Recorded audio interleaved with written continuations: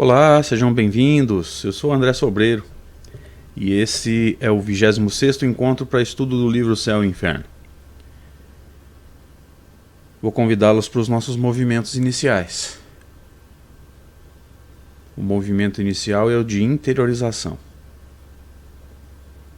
Esquece o restante agora, foca no espírito imortal que somos nós, necessitado de entender a lei de Deus para praticá-la, corrigir a si mesmo, corrigir a própria postura.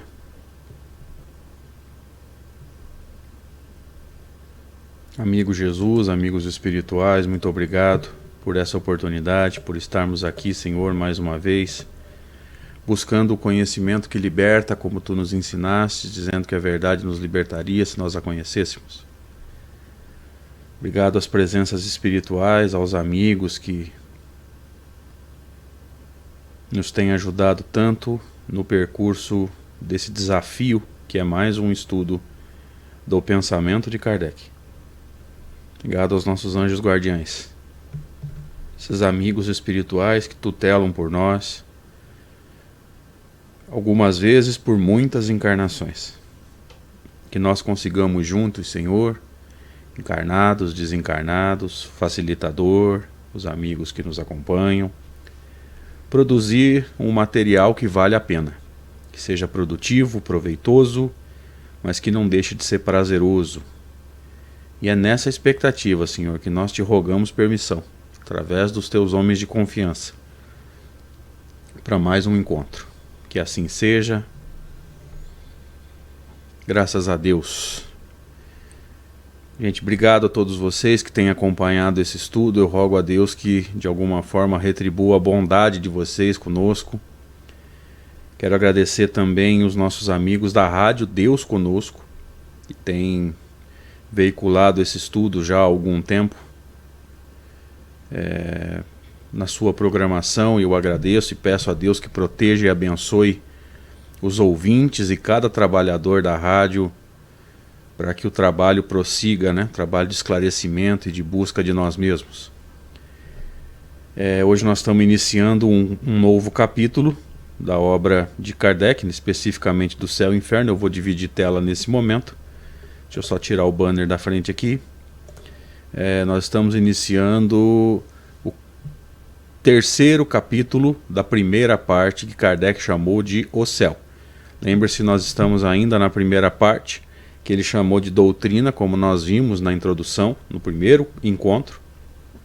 Vocês vão se lembrar que nós estudamos a didática entre as duas partes, né? Evidentemente, a parte primeira, que ele chamou de doutrina, ele vai fundamentar toda a parte prática que vem num segundo momento. Então, nessa obra ficou bastante fácil e bastante tranquilo para a gente entender a didática entre as duas partes. Então, Kardec vai discutir aquilo que nós chamávamos, e os pensamentos religiosos tradicionais ainda chamam de céu. Tá? Vamos entrar nesse texto então, caracterizando num primeiro momento o material que a gente vai usar. Nós estamos usando a tradução de Maria Leonor Loureiro, tradução que foi veiculada pelo IPEAC, Instituto de Pesquisas Espíritas Allan Kardec, do amigo Cosme Massi, no site que vocês estão vendo aí embaixo no slide, ipeac.com.br, onde você vai encontrar várias traduções das obras de Kardec para download gratuito e de domínio público. Então você não corre o risco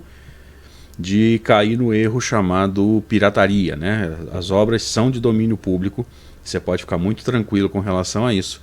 Pode fazer o download sossegado e ter mais de uma tradução em casa para que você possa fazer o seu movimento de comparação na hora de estudar mais profundamente. Vamos entrar então no texto de Allan Kardec, quando ele nos diz assim: a palavra céu aplica-se em geral ao espaço indefinido que circunda a Terra, e mais particularmente à parte que fica acima de nosso horizonte. Tá? Então, o que seria o céu?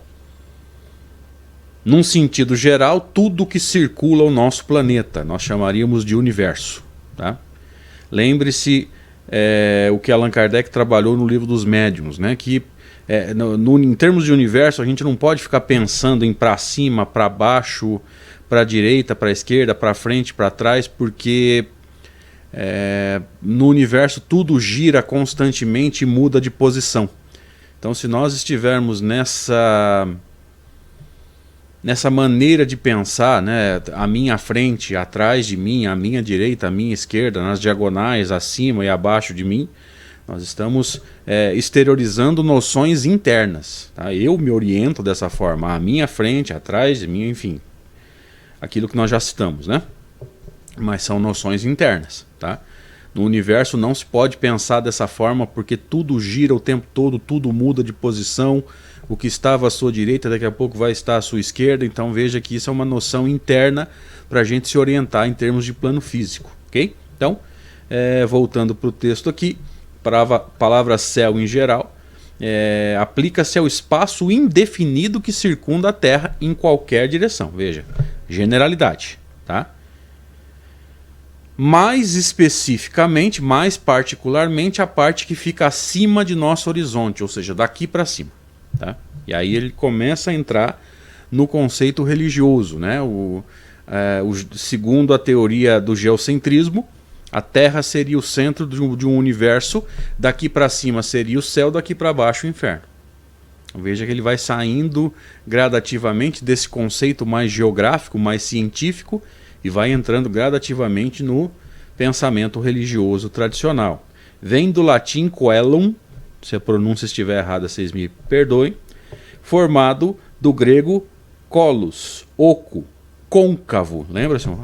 Uma abóboda, desculpem. Né? O conceito antigo de uma abóboda.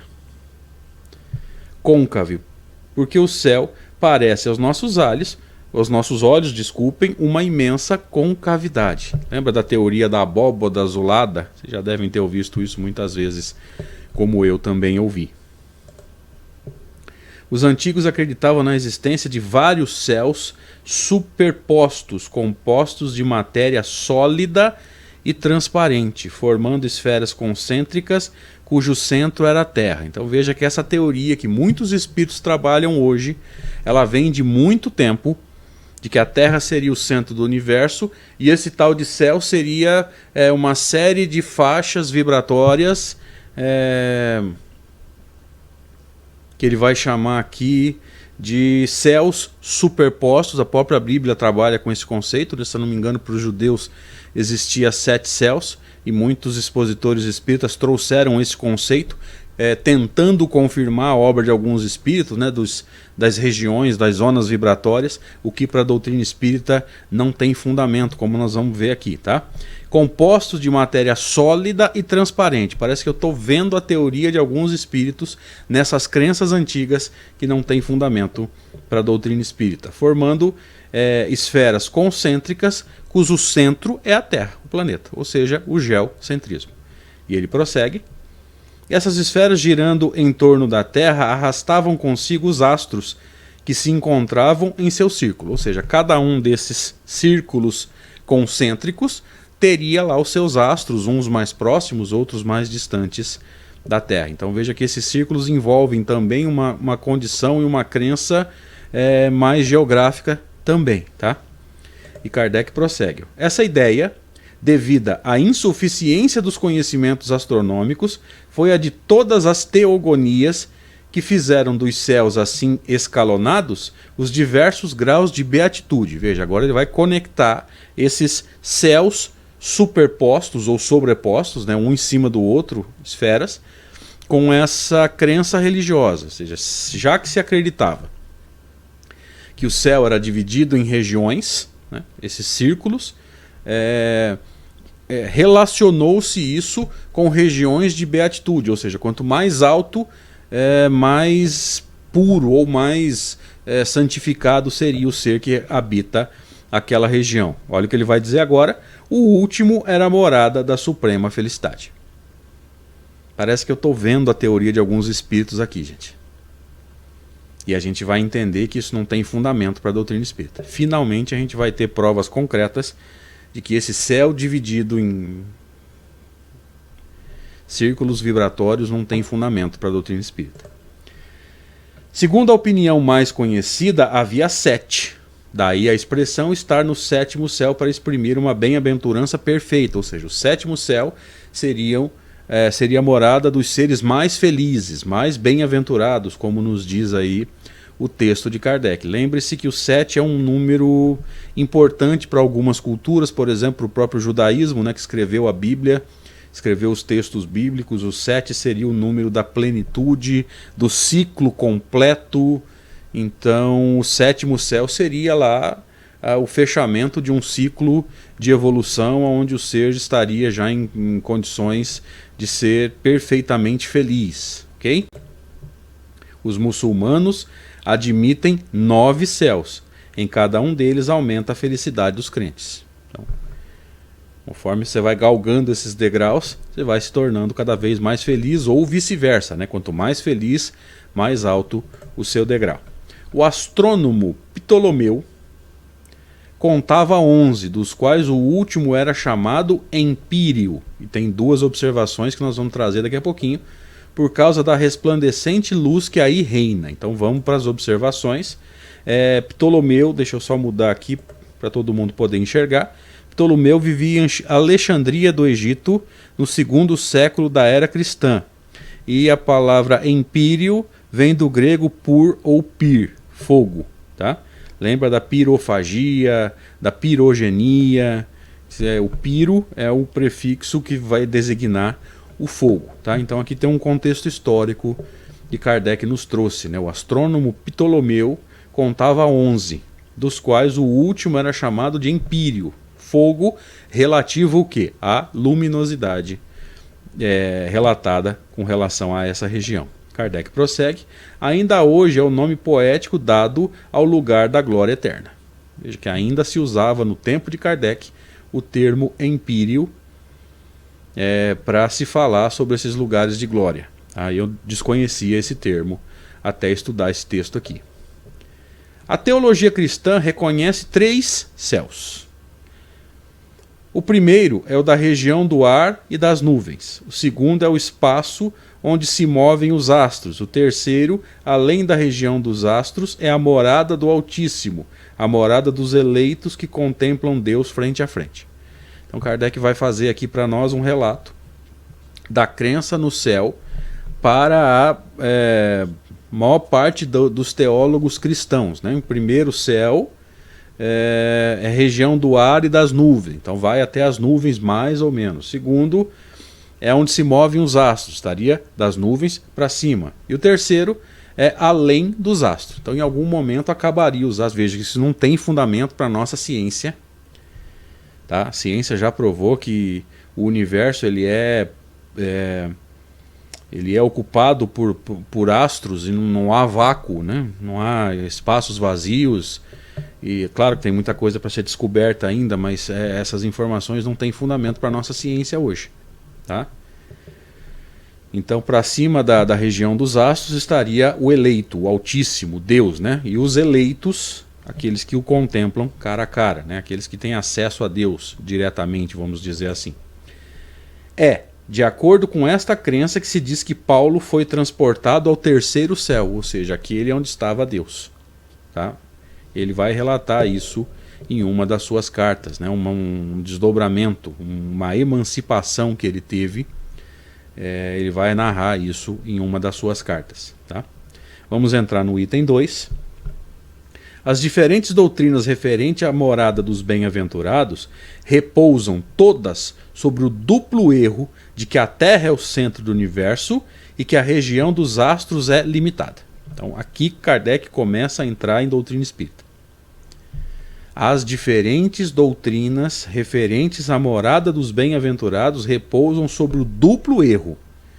2 erros conceituais. Primeiro, a Terra é o centro do universo, que pode muito bem advir de um egocentrismo, ou seja, se eu sou o centro do universo, o planeta que eu habito é o centro do universo. Veja que o orgulho vem nos atrapalhando o entendimento e vem norteando as nossas crenças, não é de hoje.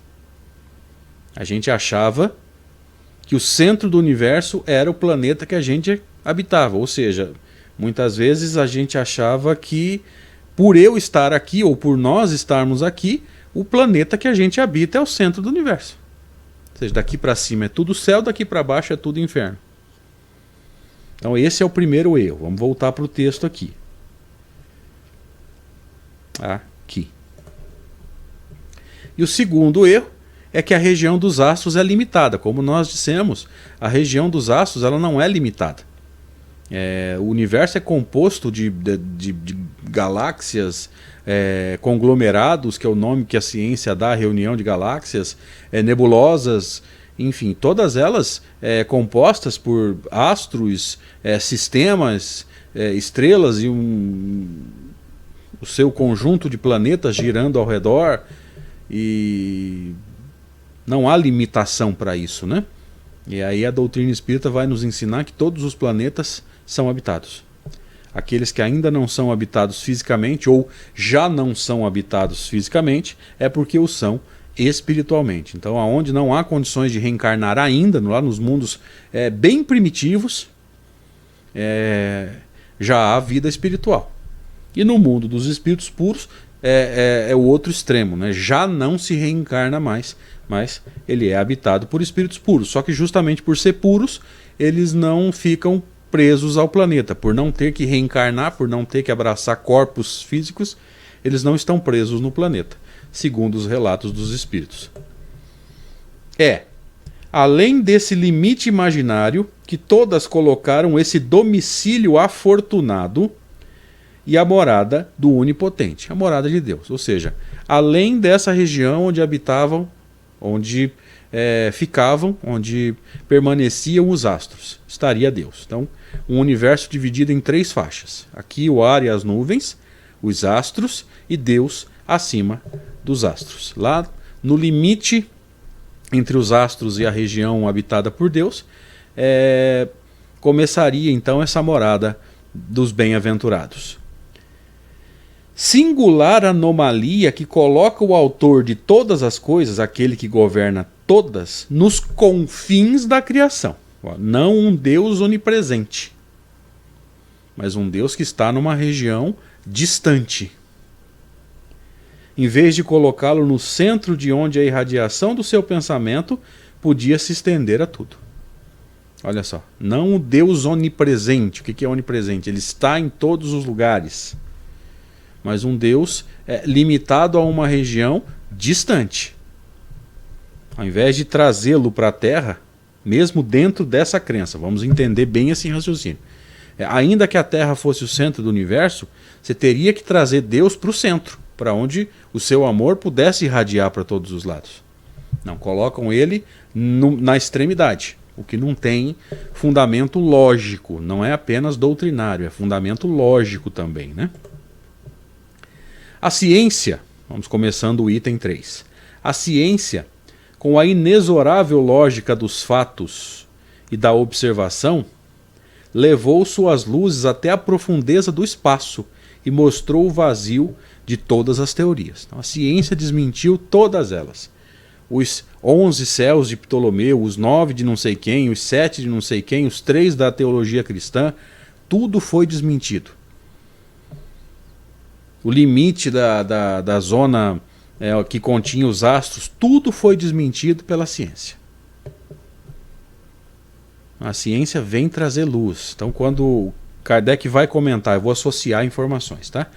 Quando Kardec vai comentar Jesus dizendo que não podia dizer muitas coisas e que o Consolador viria na época certa, ele próprio vai dizer que era necessário a ciência amadurecer e mostrar algumas coisas.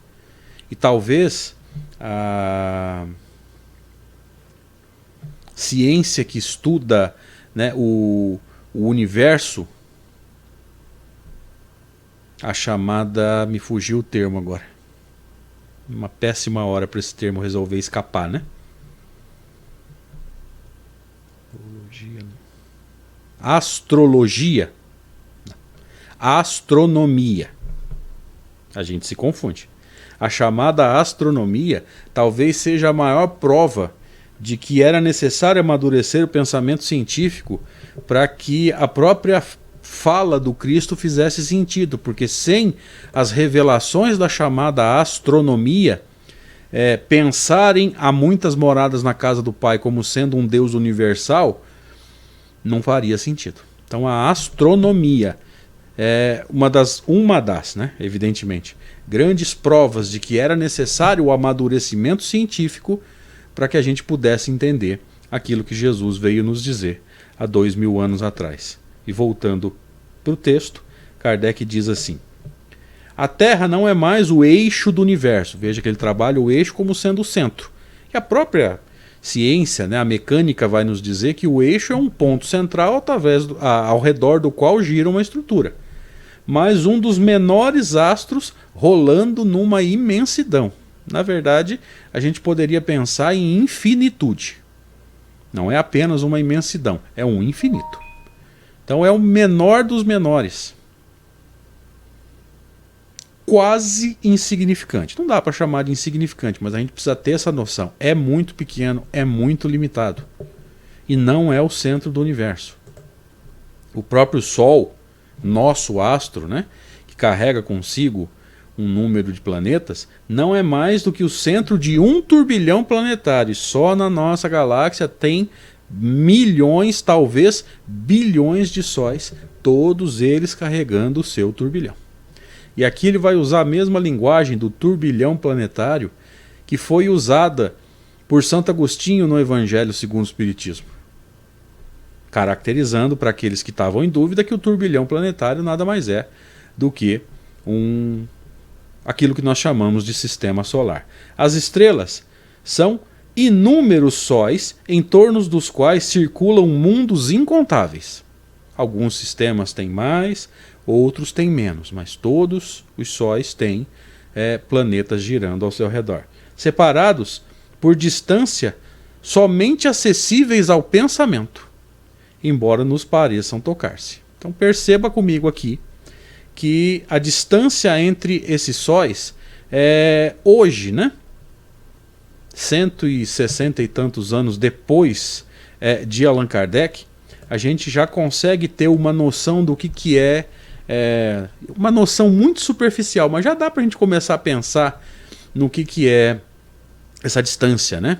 Quando nós pensamos que a velocidade da luz ela é de 300 mil quilômetros por segundo, e aí tantos anos-luz você vai multiplicar 300 mil por segundo vezes 60 segundos para dar 1 minuto, vezes 60 minutos para dar 1 hora, vezes 24 horas para dar 1 dia, vezes 30 dias para dar 1 mês, vezes, ou se você quiser você pula direto, né, do dia para o 365 para dar 1 ano, e vê se você consegue calcular essa distância. Então agora a gente consegue ter uma noção. Mas sabe-se que é uma imensidão desproporcional. É um negócio absurdo para a gente achar que a Terra era o centro do universo e para a gente achar até hoje que só aqui tem vida. Todo o resto seria contemplação para nós aqui na Terra. Então veja que nesse primeiro momento a gente precisa entender essa noção de que a humildade precisa visitar o nosso coração. Achar que o universo existe só para nós é sermos egocêntricos demais. A gente encerra aqui então esse 26º encontro para estudo da obra de Kardec. Na próxima semana a gente faz esse primeiro slide do item 3 como sendo o último slide da semana anterior, que a gente não fez hoje porque houve troca de capítulo. Eu agradeço a cada um de vocês que esteve conosco mais uma vez. Rogo a Deus que os proteja e os abençoe. E se você puder, compartilhe esse vídeo, se inscreve no canal, dá o seu joinha e ajuda a gente a divulgar a doutrina espírita do jeito que Allan Kardec nos deixou. Obrigado, gente. Até mais.